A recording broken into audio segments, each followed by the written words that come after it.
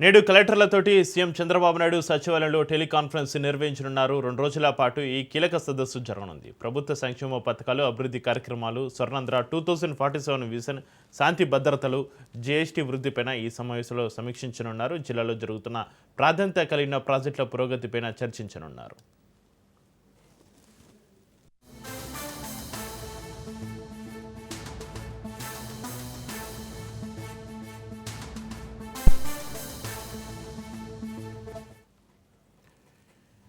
నేడు కలెక్టర్లతోటి సీఎం చంద్రబాబు నాయుడు సచివాలయంలో టెలికాన్ఫరెన్స్ నిర్వహించనున్నారు. 2 రోజుల పాటు ఈ కీలక సదస్సు జరగనుంది. ప్రభుత్వ సంక్షేమ పథకాలు, అభివృద్ధి కార్యక్రమాలు, స్వర్ణాంధ్ర 2047 విజన్, శాంతి భద్రతలు, జీఎస్టీ వృద్ధిపైన ఈ సమావేశంలో సమీక్షించనున్నారు. జిల్లాలో జరుగుతున్న ప్రాధాన్యత కలిగిన ప్రాజెక్టుల పురోగతిపైన చర్చించనున్నారు. ఇక ఈ సమావేశానికి సంబంధించి మరింత సమాచారాన్ని మా ప్రతినిధి సంతోష్ ఫోన్ లైన్లో అందిస్తారు. సంతోష్, నేడు కలెక్టర్లతోటి సీఎం చంద్రబాబు నాయుడు సచివాలయంలో టెలికాన్ఫరెన్స్కి సంబంధించి మీ దగ్గర ఉన్న అప్డేట్స్ ఏంటి? Good morning Chakri. రాష్ట్ర సచివాలయంలో సీఎం చంద్రబాబు నాయుడు అధ్యక్షతన అయితే కనుక 2 రోజుల పాటు కలెక్టర్ల సమావేశం అనేది కూడా ఇటు నిర్వహించనున్నారు.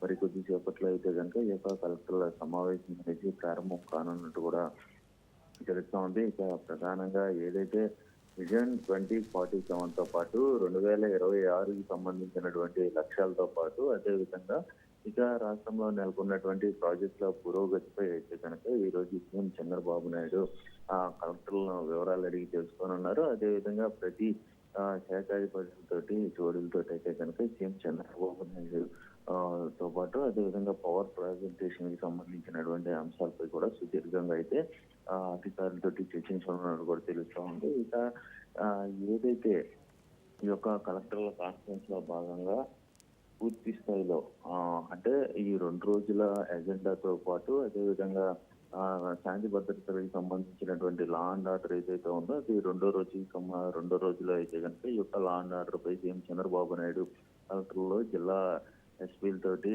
ఐజీలతోటి అయితే కనుక ఈ యొక్క సమావేశంలో చర్చించనున్నారు. ప్రధానంగా ఈరోజు మొదటి రోజు చూసుకున్నట్లయితే కనుక శాఖాధిపతులు అదేవిధంగా రాష్ట్రంలో నెలకొన్నటువంటి ప్రాజెక్టులు అదేవిధంగా పూర్తి చేయాల్సినటువంటి ప్రాజెక్టులు P4 విధానం వీటన్నిటిపై కూడా సుదీర్ఘంగా ఈ రోజు సీఎం చంద్రబాబు నాయుడు అధికారులను అడిగి తెలుసుకోనున్నారు. అదేవిధంగా జిల్లా వైజ్ గా ఏ విధంగా ముందుకు వెళ్తుంది, పరిష్కార వినతులు ఏవైతే ఉంటాయో ఆ వినతులకు సంబంధించినటువంటి అంశాలు రాష్ట్ర రాజధానిలో నెలకొన్నటువంటి పెట్టుబడులు పెట్టేందుకు ముందుకు వస్తున్నటువంటి నేపథ్యంలోనే వాటిని గ్రౌండ్ అయ్యే విధంగా ఏ విధంగా ముందుకు తీసుకెళ్తా ఉన్నారు.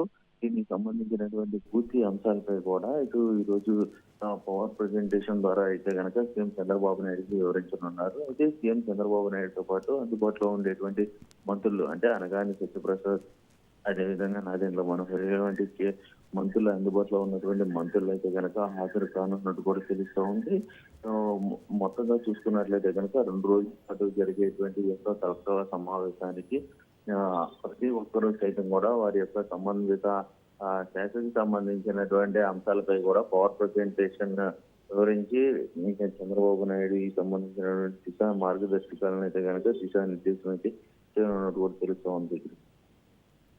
అయితే సంతోష్, రాష్ట్ర వ్యాప్తంగా జిల్లాలో జరుగుతున్న ప్రాధాన్యత కలిగిన ప్రాజెక్టుల పురోగతిపైన చర్చ నేపథ్యంలో ప్రాజెక్టుల పురోగతి అదేవిధంగా త్వరితగతిన పూర్తి చేయడానికి కలెక్టర్లకు దిశానిర్దేశాలు చేసే అవకాశం ఉందా ఈరోజు?